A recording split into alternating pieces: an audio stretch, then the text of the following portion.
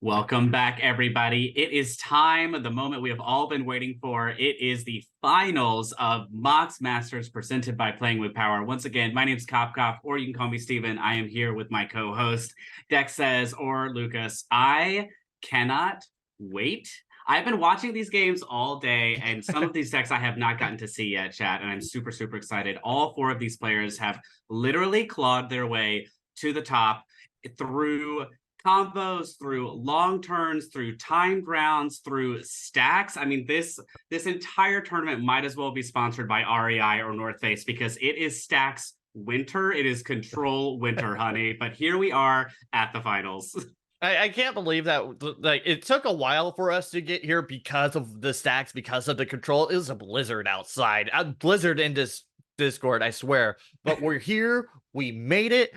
Even with one deck that hasn't lost today, it is undefeated still, and that is being our seat one Jensen with Luris as a partner. It's 5-color Luris deck that has somehow made it throughout the day.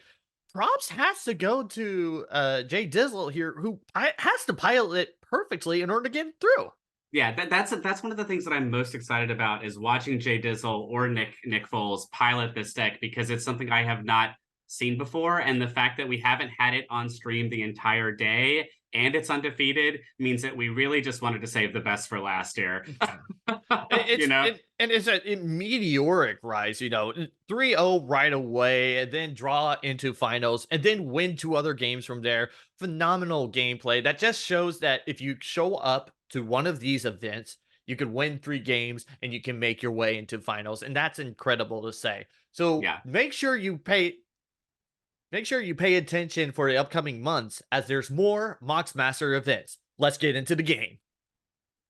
We are already here, right? Jay Dizzle, Jensen Luris as a turn 1 fetch, shortcutting to the Esper Sentinel on turn 1. And now we move to Priscilla's turn. Priscilla just off the semifinal round where we watched on stream. Crom and Rayhan really pulling out a win after a long slugfest of counterspells, a long slugfest of Bowmaster triggers, of Rhystic Study triggers. And yet here we are.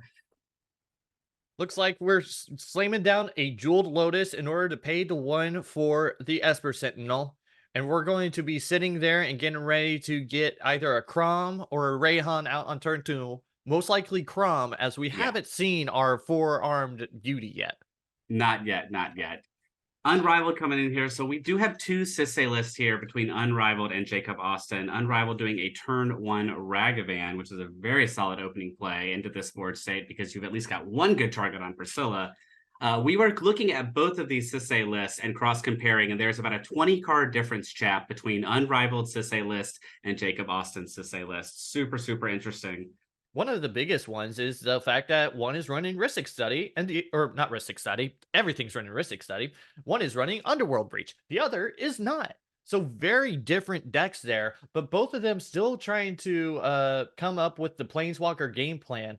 It looked like all the same Planeswalkers were being played by both of them. So we're looking to ramp out mana. We're looking to get our big beefy people out, and we're looking to win the game. And we're also looking at another turn 1 Esper Sentinel from Jacob Austin. So now we two Esper Sentinels on turn 1, moving into turn 2. Hey, sometimes your Esper Sentinel just needs a buddy. It's so true. It can be lonely being a little robot who draws cards. Turn 2, Priest of Felrights.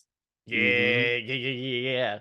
I played the number of times I played this on Arena Brawl is honestly hilarious. So just being able to sacrifice this creature in order to get another creature back out from your graveyard is hella important. And it can absolutely be so if your Luris happens to end up in the bin. This is a great protection piece for it. It's a great piece on the board. It's a great piece in the yard. It gets back so many things. It's also really nice to have if you go through that Hermit Druid line and bin most of your deck. Yeah. Oh my goodness. Yeah. Hermit Druid being in here is great. Another land from Priscilla here. Looks like we are going to crack that Jeweled Lotus. And as predicted, it is a turn 2 Crom. This is my first Crom that I've seen today. And with the play group that I play with weekly, I see it 3 times a week. Like, I see Crom so much. So for this being the first time I see a Crom at all is very telling of the way that the meta is shaped. We're not so focused on command zone unless we're trying to win the game. We're trying to find our Risics. We're trying to find our Mystic Remoras. Yeah. Solid turn 2, 4/4 flyer in the air. It's going to be able to pressure. It's going to be able to block Ragavan. Passing to Unrivaled. Unrivaled doesn't play a land main phase 1. Just move straight to combat. Swing with the Ragavan. Cat jumps across the desk. The fact that there was for a split second, there was a thing in the ice that was on the battlefield, jumped off the battlefield. It's crazy to me. Yeah. Swings the Ragavan into Jacob Austin here. Takes the 2 damage. Unrivaled makes the treasure. And drops the land for turn. Not sure what the card is that was exiled under the Ragavan. Looks like a land. Ah. And there is a Mystic Remora landing in our big draw engine, probably our first prominent big draw engine. Like Crom and Esper and Crom and Esper, you could draw 1 card a turn, you know. With Mystic Remora, you could draw multiple cards in a single go around. Will they make a pact in order to make Mystic go away? Are we not feeding the fish? I don't know. I kind of want to see the cedh sisters come together here. both Unrivaled and Jacob Austin here in the same sort of position in the top 4, right? They are both 2/1/2, both with the same decks, although there's a 20 card difference between the decks. So part of me wants to see them team up and take on Jensen and Rayhan. I'm here for hashtag cedh sisters. You know what? I'll support you in your endeavors as well. Hashtag cedh sisters. Going into cedh sister number 2's turn. Looking to drew our card. Trying to think about what we're playing here. Are we feeding the fish? No, we're going to end the upkeep, Vampiric Tutor, trigger Esper Sentinel, gets the draw. Yep, we're feeding the Mystic fish. Remora gets the draw. Yep, everybody draws off the Vampiric Tutor. And now Priscilla is hoping for 1 more spell. Absolutely, yeah. If Priscilla is able to get 1 more spell, then we're kind of all in this together, you know? Yeah. I will go ahead. Go. No. I was gonna say I feel like that does put Jacob Austin a little bit behind all 3 of the other players, since they all 3 have draw engines on board, and he has fed all 3 of them just to get to the Vampiric Tutor. I think Priscilla was very respectful of this table, by the way, because as soon as she landed Crom, she could have swung. She could have absolutely beat for 4/4 because Crom has haste. Crom is a 4/4 flyer with haste, and she didn't swing. So that was a very interesting play given there. Probably worried about the Ragavan. Yeah. But I also really feel like that 4 damage probably matters to like maybe the Jensen a bit more. Yeah, that's a good point. I definitely thought that the Crom was there for the blocker on the Ragavan for sure.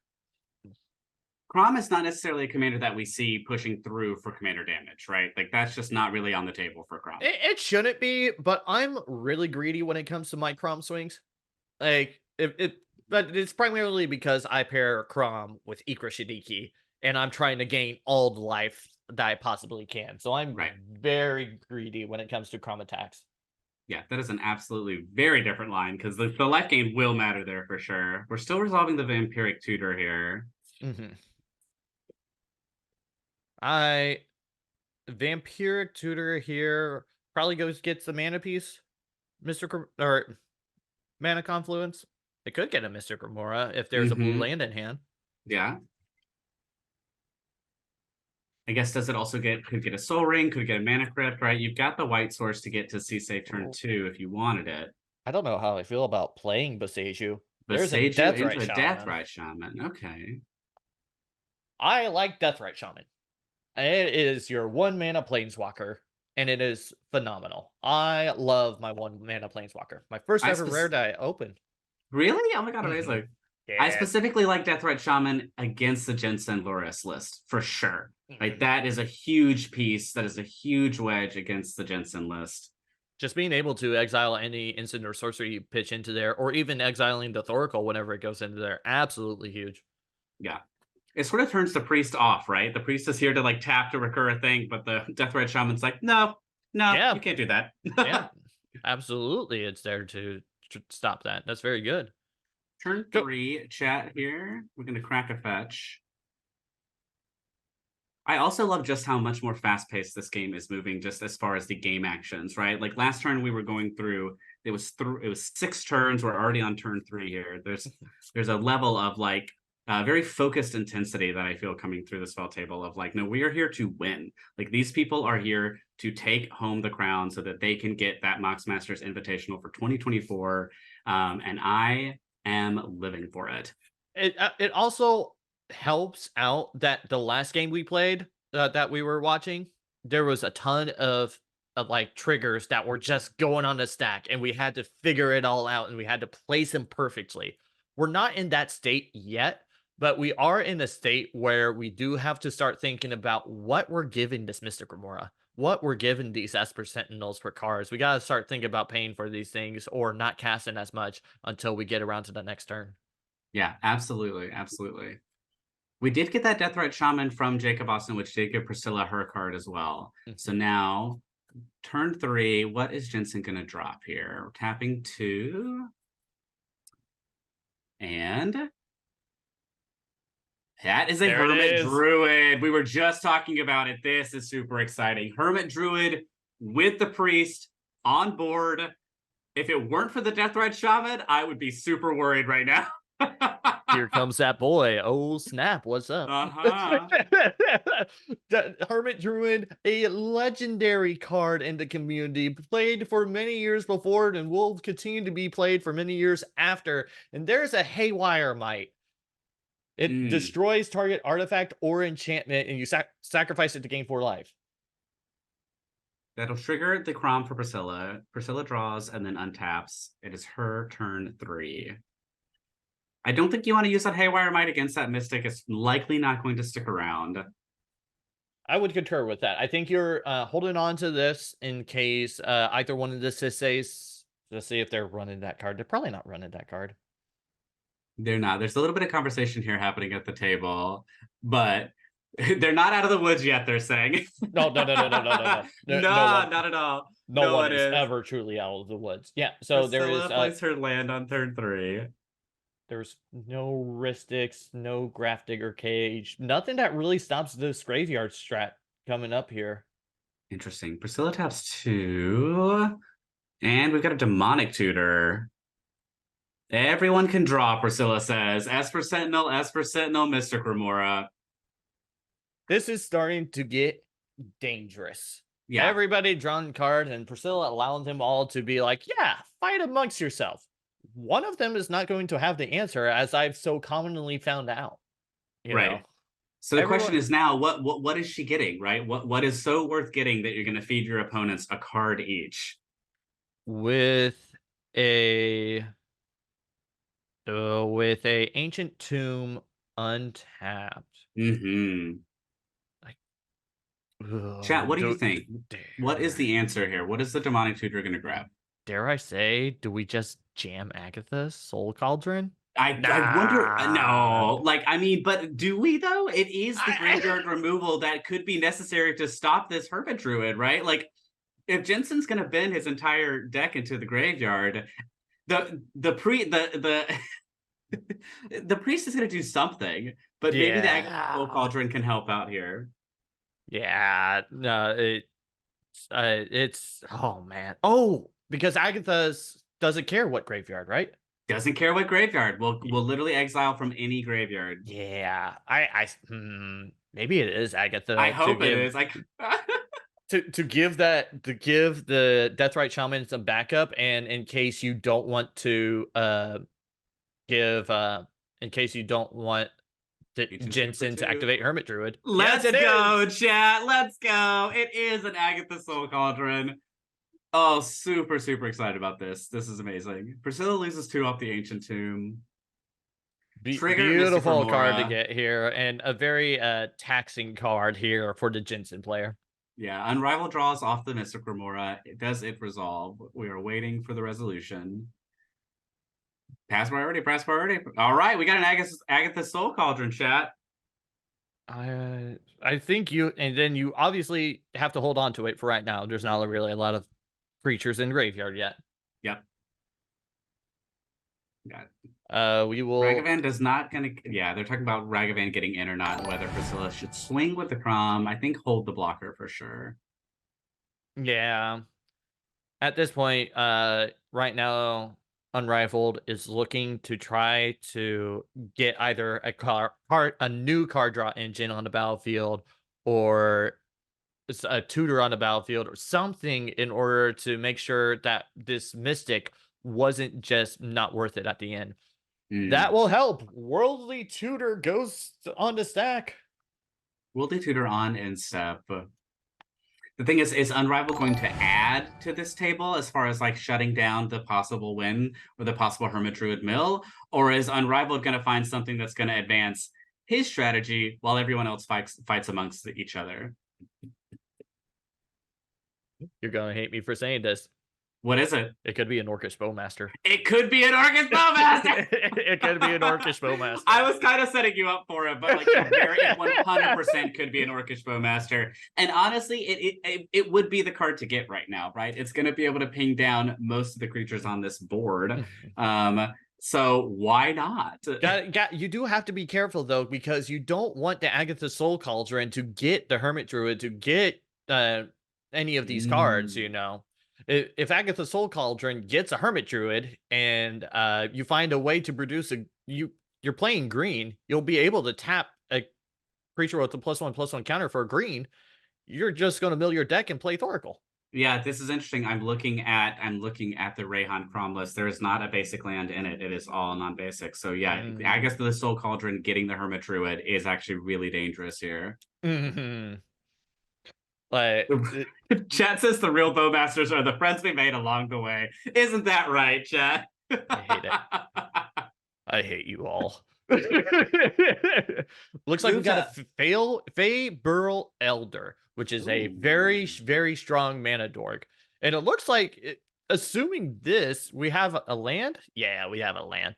I was like, maybe they're thinking to get in with Monkey. Nah, we got the Fey Burl Elder on the battlefield. 1, 2, 3, sack the treasure. Yeah. Paid for the fish as well. Worldly Tutor on Priscilla's instep. Upkeep, pay for fish. 3 mana into the Fey Burl Elder. It's going to tap for 3. That's not bad. It's mana neutral right now. And then as soon as cedh is able to land on the battlefield, cedh will just grow in size already because it's 2 mana itself.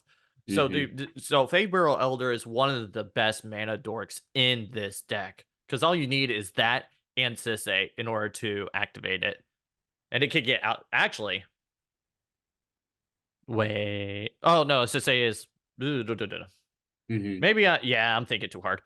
I was gonna ask you which one, if you had to pick, which one would you rather have, Fey Burl Elder or Bloom Tender?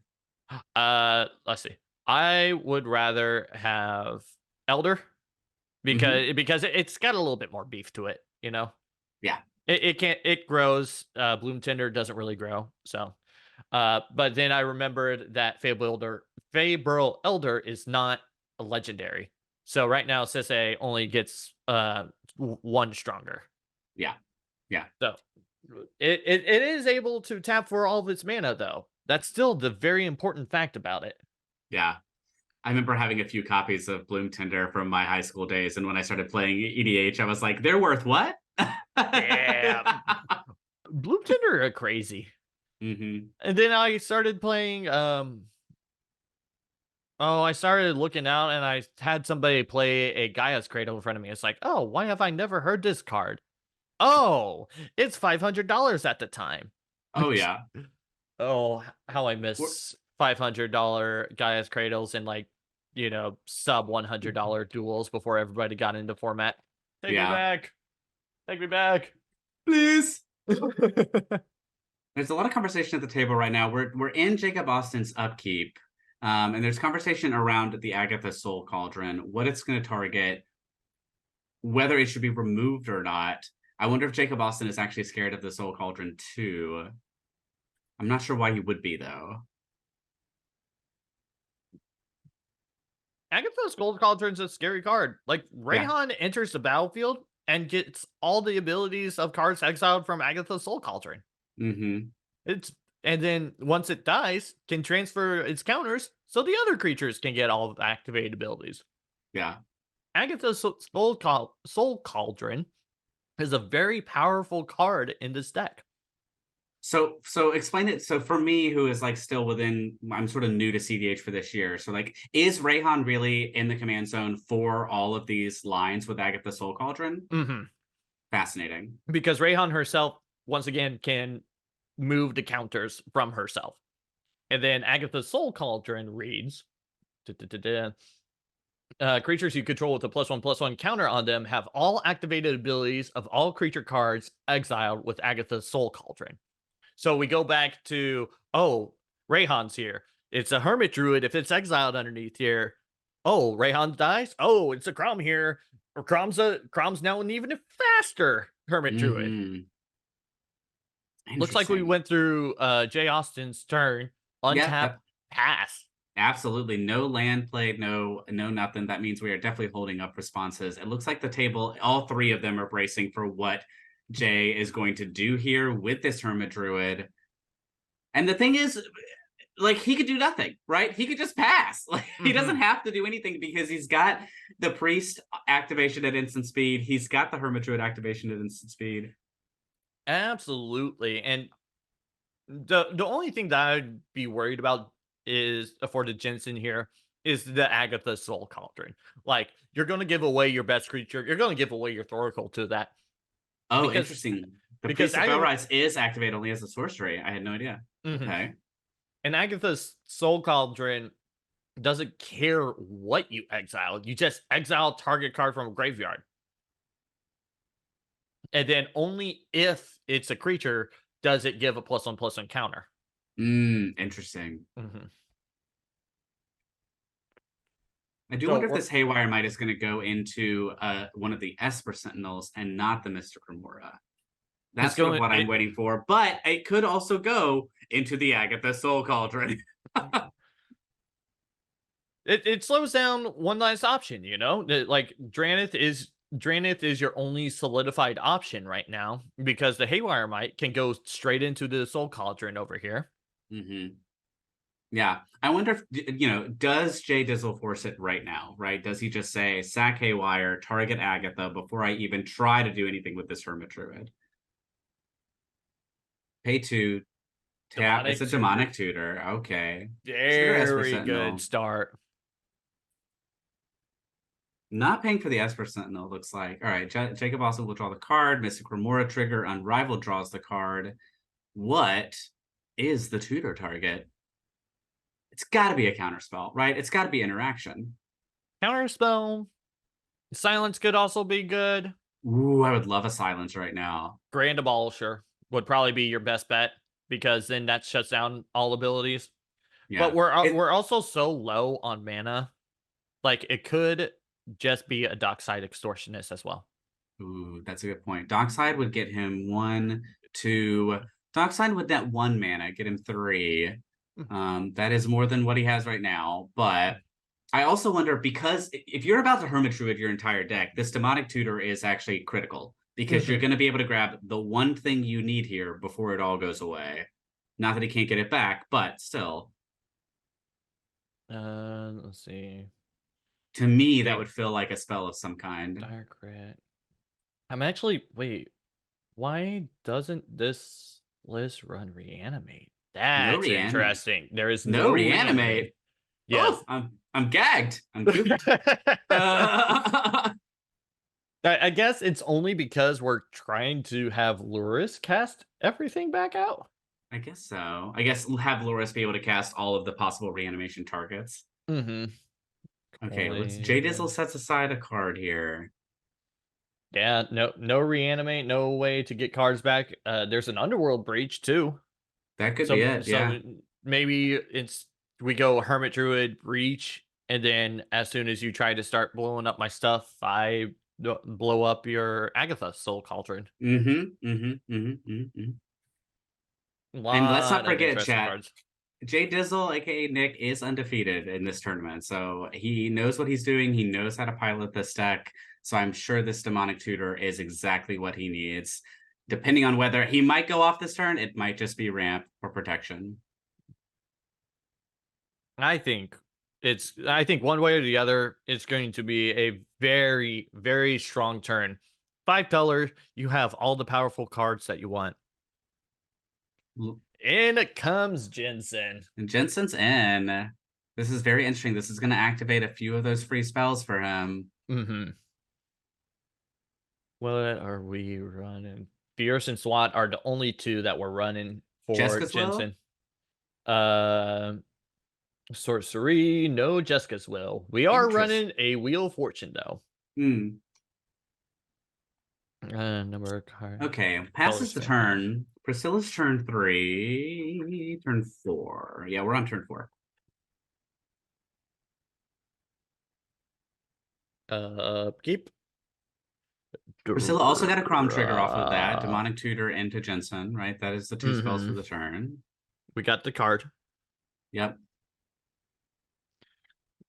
So so also Priscilla, yes, that's right. Priscilla Demonic Tutor to the Agatha. That's what happened. So now what? We go for Rayhan just to get both commanders out? Maybe. It would protect all the free stuff in case Crom does get removed. Bloodstained Mire. There is a lot of mana. We're looking at 4 mana on the battlefield right now. 5 mana, I bet. Because that is an Ancient Tomb. Yeah. There's some conversation at the table about who's the scariest right now. Somebody's talking about they're still scared of cedh, and it's like, well, why? I think everybody's looking over here at Jensen, but this is a very this board state is still in a very head-to-head state right now. Obviously, you could see you got to continue to look over at Jensen. The 2 cedh players have great cards out. Jay Austin is kind of the least scary right now, only because he missed a land drop. Only because he's still on 2 lands. Unrivaled has a monkey, but also has a Faeburl Elder, able to tap down Sissy, and go get a. At that point, it would be a 3 CMC. Priscilla grabs a volcanic island. I will also say, as we learned in one of the earlier matches, right? We were going through a few of the games that, because one of the rounds finished very early, with the cedh deck, you always go after the mana source, right? It is always the Faber or the Bloom Tinder. If you're going to bounce, you're going to remove, you've got to target that. So the fact that there's already one piece on board for Unrivaled to unlock the cedh is very, very interesting, very spicy. Tapping some mana. What we got? Pop goes the Weasel. It's a bird. It's a Birds of Paradise. Absolutely stunning. The stunning birds. Best art too. Yeah, OG art. Like that's the one I have. Oh, yeah, oh, this one. Yeah, that one. To me, that's OG. If that says something about if I just aged myself, like let it be. But that to me is OG Birds of Paradise art. Unfortunately, it did, because the OG there was one way before this one. So nice. But yeah, but birds, fantastic grab here. I don't know if they tutored for it. No, they didn't tutor for it. They probably drew it for turn. Yeah. Always good to increase mana ramp. Oh, here we go. Crom finally going in here. 2 turns of waiting for the monkey to go in as a so that Priscilla has a blocker. And now Mortal Priscilla's Kombat! like, yeah, Priscilla's over it. Mortal Kombat. But Crom goes in. I believe went into the Jensen. And then we pass to Unrivaled. Untap, upkeep, draw. Pays the Mystic Remora. Unrivaled knowing that this is the thing that's getting him card draw. I mean, you have plenty of mana to do so. Why not, you know? Yeah. Because right now, Faeburl taps for 4 because Faeburl cares about permanence. It does. Unrivaled asking cards in hand. 4 from Jay Dizzle, 7 from Priscilla. Beautiful. I love Relic of Legends. I It do too. it fits this deck so well. I wish I had more legendary decks to play it in. Yeah, absolutely. Chat's talking about best Birds of Paradise printing edition. Chat, I want to know what is your favorite Birds of Paradise print? Resolve. Looking like it's 7th edition right now. Holy cow. Yeah. Another Deathrite Shaman hitting the board. This is now 3 different ways to stop things happening in the graveyard against this Jensen list. Mhm. Priscilla gets her draw trigger off the Crom. So let's take a look at the Jensen list and see. We're at the point where Jensen's like, I don't like anything on this board. Yeah, How absolutely. do I destroy it all at the same time? I feel like that is, well, the thing is, it's like we keep going back to Culling Ritual, but I think Culling Ritual actually backfires here a little bit. Yeah, Culling Ritual is on here. But honestly, that's the only real notable way that it can clear the board. Yeah. So yeah, I don't. Oh man, what do you do from here? Unrivaled passes. How do you dig through 2 Deathrite Shamans and Agatha's Soul Cauldron and Esper Sentinels out the wazoo? I'm very interested we didn't have the Ragavan go into Priscilla, knowing that she only has the birds as a blocker, but I guess we want to hold up a blocker for something else. That is a very good point. I think maybe there's a deal that was struck because everyone's so worried about Jensen that we would rather keep Jensen at bay than try to push anything else. There's definitely some table conversation happening, so I think that's exactly what the conversation is. I love how Jensen is literally only used to be a 5-color companion for Luris. Yeah. Because like there's only one multicolored spell in the deck. There's 2. There's a couple of them, but the big ones, Mnemonic Betrayal, Bring to Light, and Culling Ritual. You're going to get a 4/4 that's going to be swept right underneath the rug to Culling Ritual. If you're using Mnemonic Betrayal, you're winning the game. And the same with Bring to Light as well. Yeah. I mean, we still don't know what that Demonic Tutor was, so that could be something that he's got in his back pocket. I will say that he's arguing right now that if anything on his board gets messed up, he doesn't really have an out. That could just be heavy politicking, but he might not be wrong. At that point, you smell blood, right? If Right. you are confident in your advantageous board state, like I would be if I was in unrivaled board state, then like I would smell the blood and I would gun for it. Yeah. Find a way to get rid of the Hermit Druid and have Agatha's Soul Cauldron try to eat it, and then have Deathrite Shaman try to eat it. Chat's got a lot of different birds here. 7th edition for sure. Serialized, Secret Lair. Looks like 7th foil taking the win here. Lord of the Rings bird, absolutely. Of course, Stormcrow's the best bird. What are y'all talking about? Oh my goodness. How could we be so blinded to the official winner of it? The best bird. Burb. Looking into J. Austin. Discarding and passing. Wow. Oh my gosh. This is hard to see. Jacob Austin in the finals of Mock Masters and 2 turns in a row with 2 lands, just draws, discards, passes. What on earth is Jacob holding? It's gotta be like probably was hoping for one more land at the very like. It's also very interesting that didn't even cast cedh. So there has to be interaction in hand. There has to be a way to slow down everybody in hand while everybody fight with each other.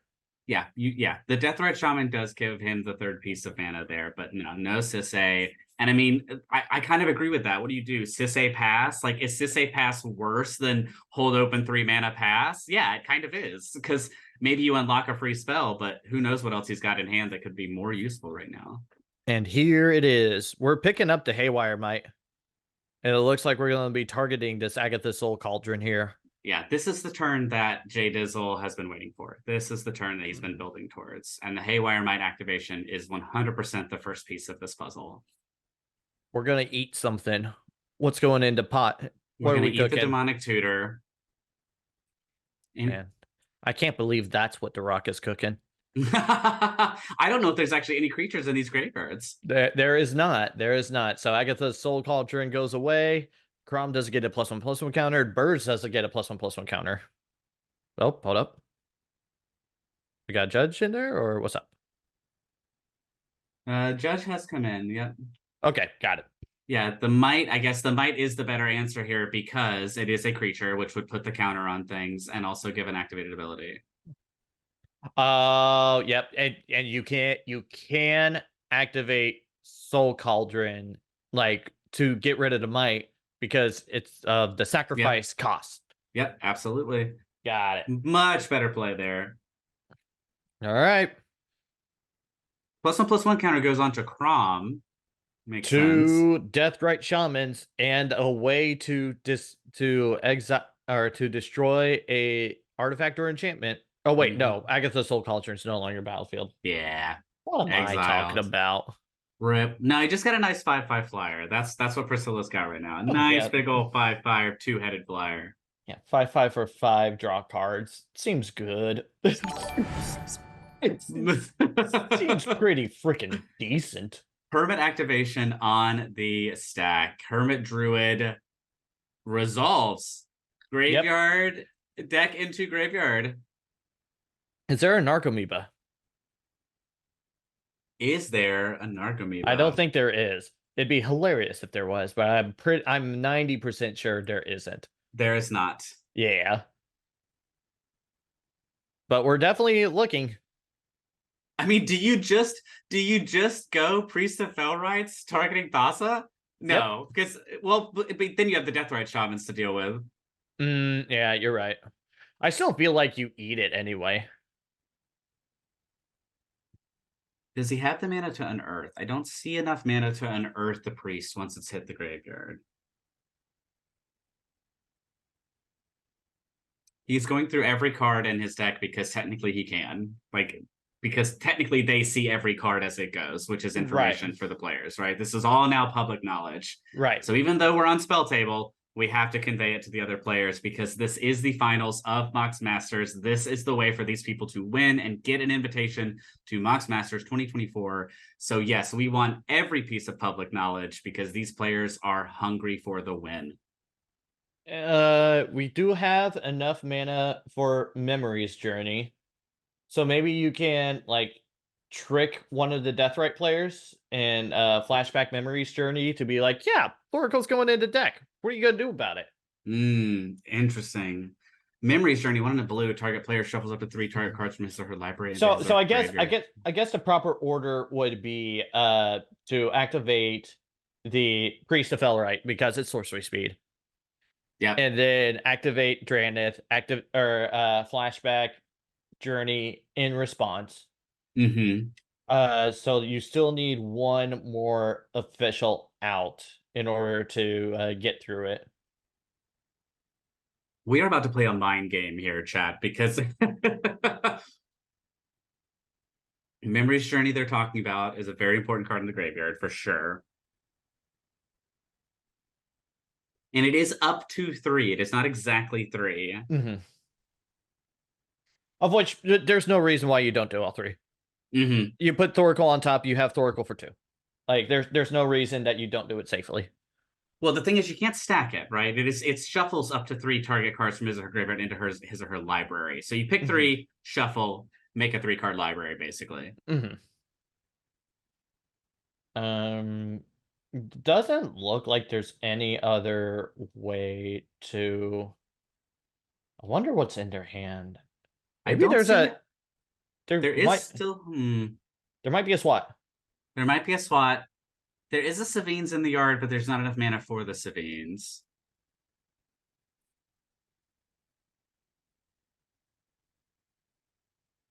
I think his hand. Let's see. I forgot to look at his graveyard. I was busy looking at his deck over here. Because did you see a Fierce Guardianship in there? Did you see Fierce or SWAT, I should say? I did not. Pays 1 for the Esper. Yeah, pays 1 for the Esper Sentinel, but draws off the Mystic Remora. What do we cast? Oh, is that are we flashing back Cabal? Yes, we are flashing back, yeah. We're flashing back Cabal therapy. Mm-hmm. And we're making sure that we're in the clear to try to win the game here. Yeah. Or we're trying to name a non-land card, and then player reveals the hand and discards all the cards with the same name. So we're trying to find ourselves a Force of Will, Force of Negation, Taint, or Pact of Negation, and or Mind Break Trap. The mind games here are fascinating. There's so many different ways in which this could happen, but it's all going to come down to, ooh, there's the deflecting SWAT. I wonder. Love that art for deflecting SWAT. Who did they target? That's interesting. Oh, it's target player. Oh, so what card did they name? That's what I'm kind of listening to here. Okay. It's named on resolution. Got it. So if you change the target of the target player, that means you get to name what the card is. And you could just say, oh, okay, sure. I'll name nothing. And just be happy that I got an interaction.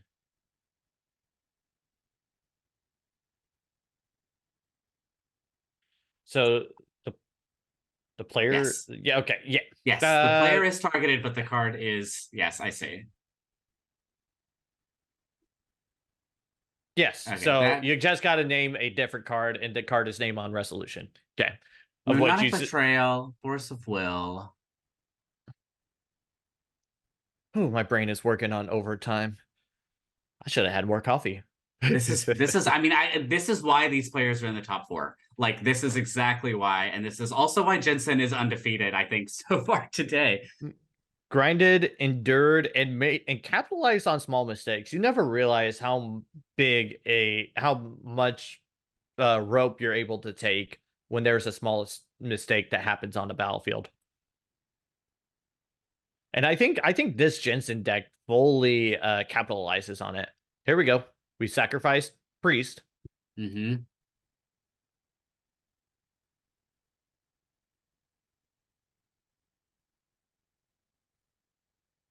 I kind of wish I knew what card they named for Cabal Therapy. If it was like you were already dead, or some demonic consultation named card. Yeah.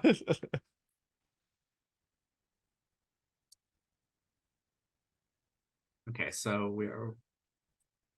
So we do know the cards in Jensen's hand. We do know the cards that Nick has, which is the Force of Will, also the Mnemonic Betrayal.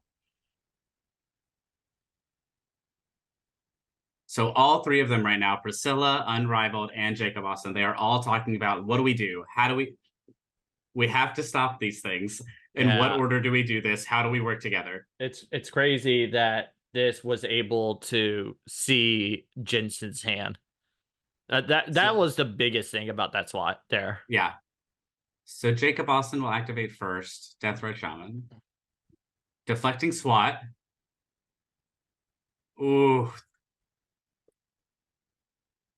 There's a Crom trigger for Priscilla that is the second spell for Jensen. Not to mention a Mystic Remora. Absolutely. Fish has the real winner here is the fish that we've caught along the way. I really need we have to stop. It ends here. I love it. I say we let chat decide whether or not the puns and metaphors end here or not. Priscilla has 7 cards in hand. We're now back to the deflecting swim. We're looking at Unrivaled here. Unrivaled has drawn a lot of cards. Yes. Jay Austen only has a white and a black open. So Jay Austen's response will be, oh, there's either a Thoracle on the stack and you exile it. Like, Jay Austen doesn't have much standing room right now. Chat says keep up the puns. I feel like this is where the table, says like, okay, Jacob, you run your thing first, right? Because you have the least amount of mana. So do your thing first, and then we'll figure out if Priscilla and Unrival, who have more mana, more options available, can solve anything coming later down the road in this turn. Mm-hmm. There's a Vampiric Tutor in response. I wonder if that's in response to a Mystic Remora trigger. Mm-hmm. That is Unrivaled's first non-creature spell this turn, which will trigger the Esper Sentinel for Jacob Austen.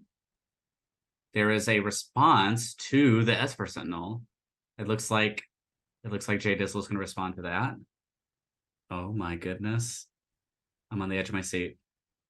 Very importantly here,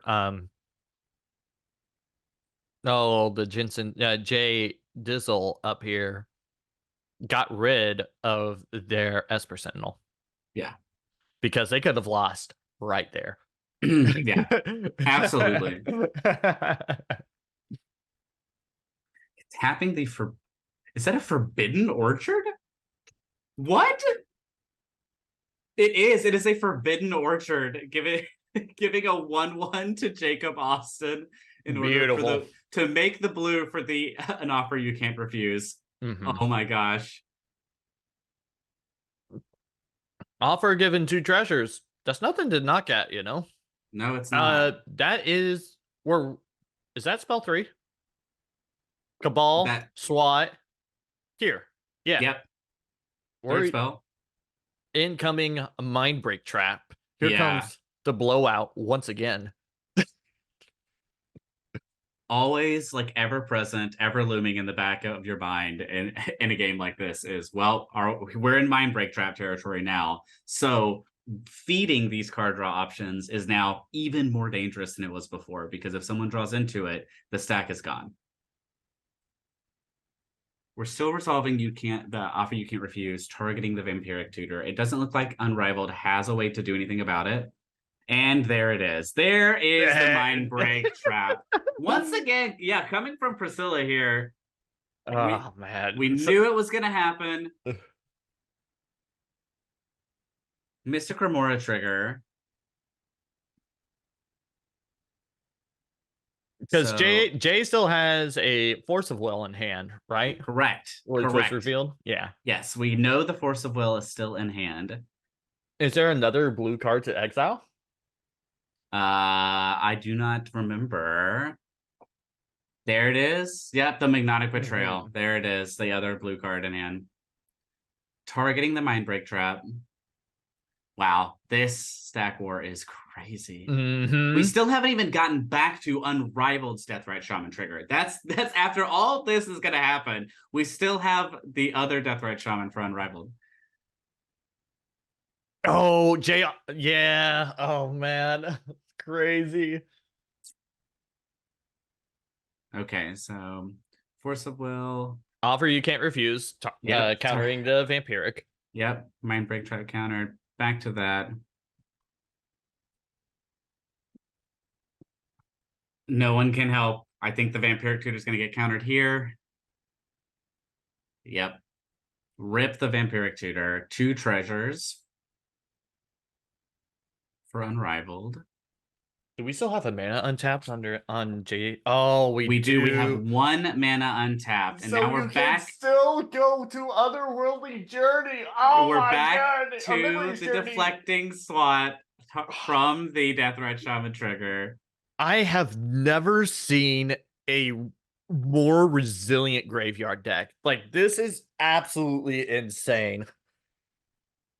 Chat is cheering. Chat is literally cheering. Jay. Chat's also here for Priscilla. We have where chat is split between Jay and Priscilla here.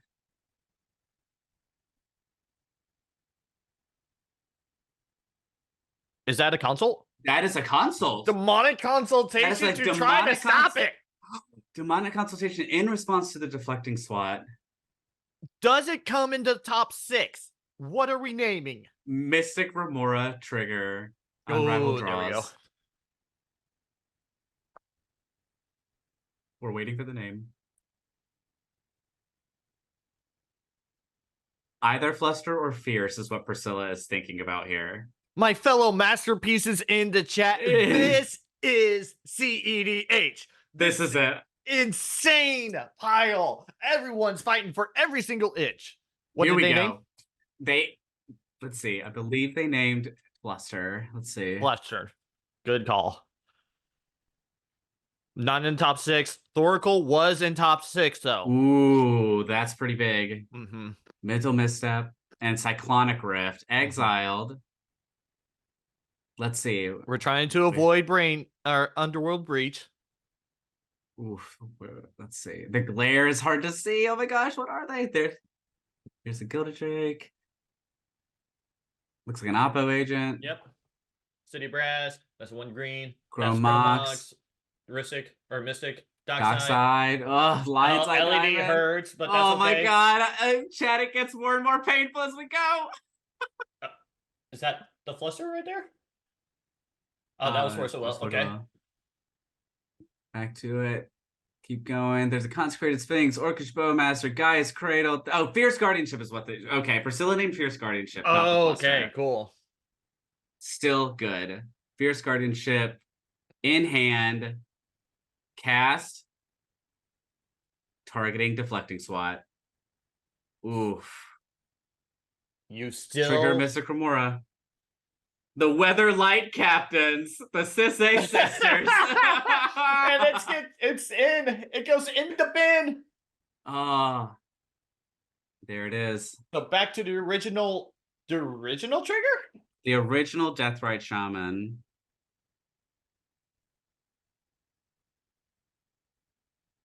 So now the conversation is what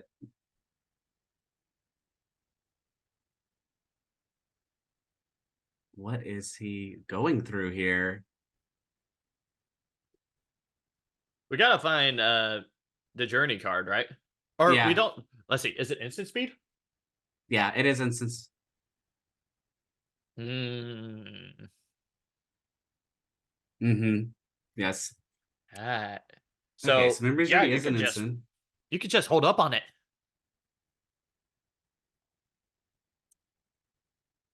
They are talking about what exactly is the best way to do this. This has literally become all 3 of them against Jay Dizzle here. Yeah, what does he have cards in hand still? It's crazy to think. It does not look like it. Oh man, everything is just in the bin. Everything is wide open, and yet somehow, some way, I still feel like they're gonna lose. There's 1 card in hand. Jay Dizzle has 1 card in hand. I still feel like they're gonna lose, you know? Like they have to be patient, they have to be cautious at the end of the day and continue to keep everything untapped. Right? And it also feels like that unfortunately hinders Priscilla. That hinders both of the cedh players. Maybe not so much Unrivaled, because Unrivaled can leave the Deathrite Shaman untapped and leave a green land untapped just to make sure that the Thoracle gets exiled, because they just have the mana to produce it. Priscilla needs to keep up control pieces, and Jay Austin, you've done it very well today, Jay Austin, but man, does your deck just absolutely hate you today. I feel like Unrivaled comes out on top here, right? Like all the stuff that Priscilla just exiled off that Demonic Consultation, but Unrivaled's still going to be sitting with the Faber Elder, still going to be sitting with mana. The Relic of what do we get? There's the Thassa's Oracle. Yep, Thassa's Oracle exiled with the Deathrite Shaman. Also just found out that is Unrivaled. When did Unrival's Deathrite Shaman come in? Oh, did it come? It is. The I thought Declaration I of was Shaman thinking, I was is like, summoning sickness. I've been factoring it in this whole time. Okay. whoops. That changes the equation. Yeah. So yep, but Thoracle's gone. I think that's it. I think that is one deck. We're now in a 1v3 situation here in Mox Masters December finals. So Oh Priscilla my goodness. untaps, upkeeps, draws, plays. This is turn 5, plays a 5th land. So much is gone in her exile pile. Full loss of Citadel, Dockside, LED's gone, Oppo gone. What else did we lose here? What are the other pieces? Okay, she still has win cons in her deck, chat. She's pretty confident that she can actually still win. When in doubt, get yourself a Razakap. Yeah. Get yourself an 8/8 flying beater with trample. And I know we talked about it earlier that like sometimes the Crom combat damage is not necessarily the way to close the game, but at the end of the day, you got a 5/5 flyer. You can still punch the people. All right, so we go through the wooded foothills, searching for a land. And Priscilla did draw a lot off. She drew at least one card off of each of those players, I think, in that big spell battle we just had here. So likely sitting on 7, 8, 9 cards. Yeah, Unrivaled is in a tremendous situation here. I think it's Unrivaled's game. I think with all the Mystic Remora triggers, all the cards that he drew, and he's got all the pieces for Cedh that he might need. Like, because now he has black, so Fabro taps for 5. Like, if it's play Cedh and win? Question mark? Like, you know? And everybody threw all of their answers at the Jensen, at Jay Dizzle. Yeah. And the other thing is still not out of the woodwork yet. Because like, can you? Interesting. Can you still run Breach? And then Priscilla moves to combat, swings with Crom at Unrivaled, I believe. Yeah, so Unrivaled takes the 5. You can still brain freeze opponents to death. She passes. No, nothing cast. Don't want to feed the fish anymore. I think this is where you let the fish go. I think it's done all the work. Yep, absolutely. It has done its job. Beautiful job there done by the Mystic Remora. So you got 5, 6, 7, 8, 9, 10, 11. 5, 6, 7, 8, 9, 10, 11, 12. In theory, 13 plus mana.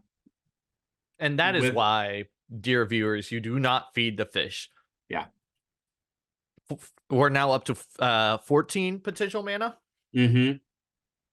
Lotus Petal, triggers Esper Sentinel. Jacob Austin draws.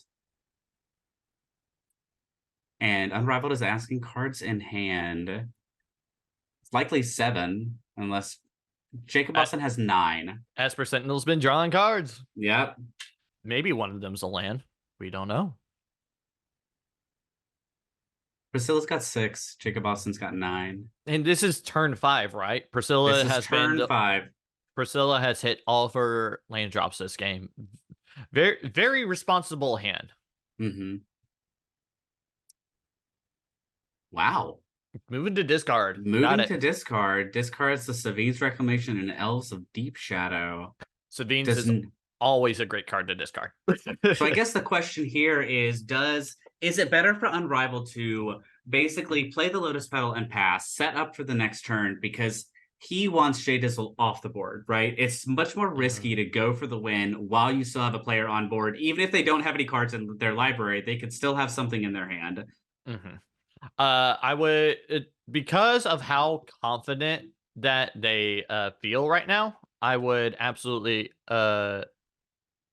agree that oh, sorry about that. I got audio lagged. Audio lagged myself. How dare I? No, yeah, I mean, go ahead. In a round that isn't timed, it is much safer to take your time, right? Like there is no need to try and combo off right now, especially when you have Priscilla with 5 open mana, 6 counting the birds, and you still have a player on board who's technically dead but isn't dead yet.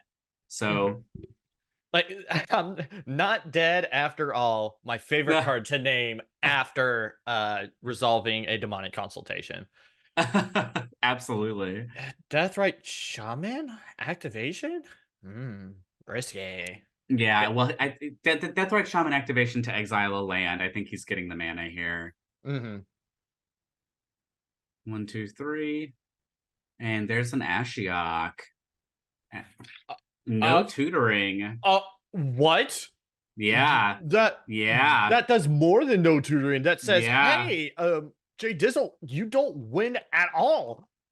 Jay Dizzle, you do not win at all. And also, my fellow cedh sister, you do not tutor. Oh my goodness. What a drop. Wow. Chat, the timing of that. Oh my goodness. We're looking like Unrival's trying to think about a response here. Yeah.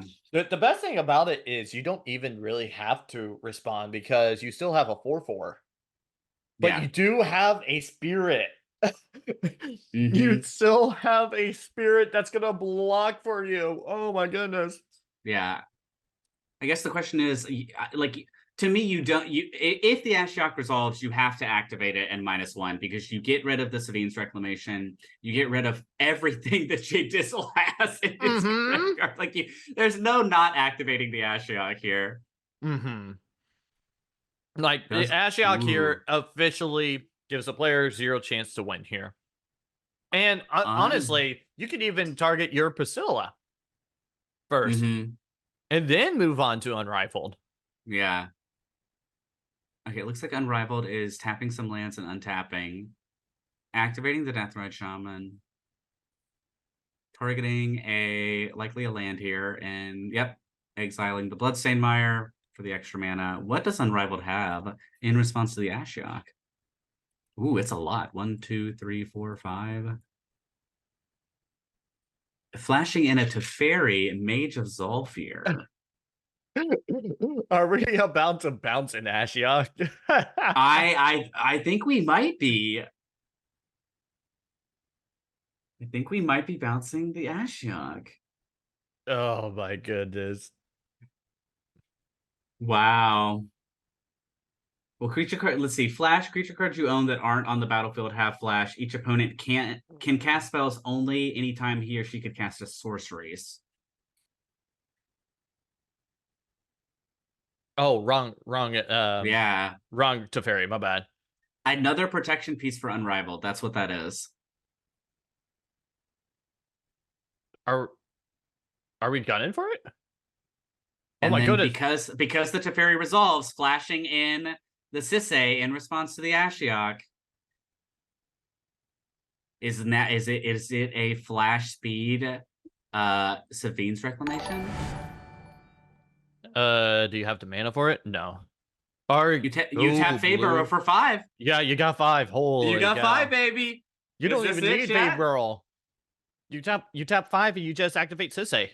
And cedh goes get you a 1. No, it only goes get you a 2-drop because power less than. So yeah, no, you might just go for the Sevinne's Reclamation. It's crazy. 2, 3, 4. Yeah. But we got in the bin right now. Just I mean, there's just a fish. Is... There's just a fish in the bin right now. Go ahead. Yeah. Fish and Petal. Nothing super exciting. cedh is a 4/4 because of Teferi and the Ragavan. We're activating cedh, chat. It doesn't look like Jacob Austin has a response to anything going on here, but this is Priscilla's moment if she needs to respond. Nope, no response. All right. Resolves. We're still in response to the Ashiok because if we don't activate now, we're not going to get to. Oh, that untaps. There's the Derevi. We are about to rip through a deck and Chat's get GG's, everything. GG's, chat's like GG's, but Oh man, this is wow. it. Into Holy the Emil. cow. Yeah. Emil combo. Oh my goodness. Wow. All of that at instant speed in response to the Ashiok. What a play. Unrivaled knew exactly what he was doing. He literally said Lotus Petal pass, baby. Like knew, had the Teferi in hand just in case. Wow. And Absolutely Mount amazing Doom combo grab. will finish off the table. I love it. Wow. Mox Masters taken with a Mount Doom to close out the game. Oh my gosh. GG. Beautiful, beautiful way It's to end. Unrivaled said he drew the deflecting swat on his turn as well. So that's why he Lotus Petal pass with the deflecting Oh swat in hand. man, Oh, I was not ready for that Teferi to come in. It's like, hey, I'm gonna win the game now. me neither. That is the last thing I expected to happen. And like honestly, props to every single player at this table. Everybody played such a solid game, not only right now in the finals, but to get here. And congratulations to Unrivaled on your win. Wow, what an What a amazing, what a amazing it, play. it was a great game too. Because Yeah, everybody was talking in order to focus on Jensen, and Unrivaled did the fish thing and sat back and just drew all the cards that they were able to and just came out of nowhere to win the game. yeah, Beautiful gameplay by everybody. It was a lot of yeah. fun to watch. That was absolutely a blast to watch. I was on the edge of my seat from as soon as the Hermit Druid activation started on Jensen's turn. Like watching that deck play out was absolutely amazing. And frankly, that seems to be like such a as somebody who is like learning cEDH this year for the first time, like that sort of strategy of like getting the card engine, the draw card engine out, whether that's the Mystic Remora or the Ristic Study, and just waiting and being patient for that exact right moment. That's how Priscilla won the semifinals. That's how Unrivaled won the finals. So big takeaway for anybody out there like myself who is still understanding this format. Sometimes no action is the best action, baby. And it's a stunning way to learn that. So once again, congratulations to the champion Unrivaled. Just keep your notifications on because you saw how fun this tournament was. You saw everybody have a blast here. Why not show up again next month in January? Keep everything available. I know they had already advertised it on the post, so go scroll back up through the socials, playing with power on social media, and most importantly, look at the Discord League as well, because that's another way that you're able to hop into Mox Masters Invitational is by earning points through the Discord League. So, other than that, any closing thoughts from you, Steven? I I have had an absolute blast today. So I know that I've only been commentating the last half of this tournament, the fifth round, Mhm. semifinals, and finals. But one of the reasons why I jumped on this opportunity is because a lot of my platform in the streaming space, in casting casual EDH, is around learning by watching other people play. We learn so much by watching other people succeed and fail. We learn lines. And I feel like that was such a wonderful thing for me to witness in a format that I'm still learning how to like play in.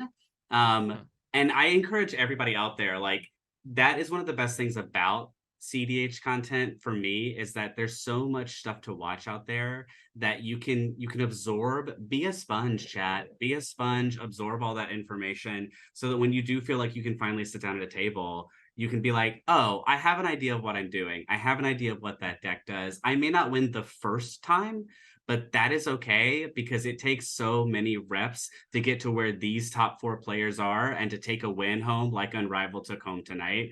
So that's my takeaway is Yeah, I had a blast and I learned so much. absolutely huge takeaway. Wanted to thank you. Got to want to thank Ashani and Alana for casting the first half of the tournament. Wanted to Absolutely. thank everybody behind the stage, our judges, our TO Tad, the producer Ryan's been here the whole time chatting away with everybody. We want to thank everybody who's been involved for this. We're excited for January to come up around the corner, and we just hope to see you then. Until then, go out there and play with some power.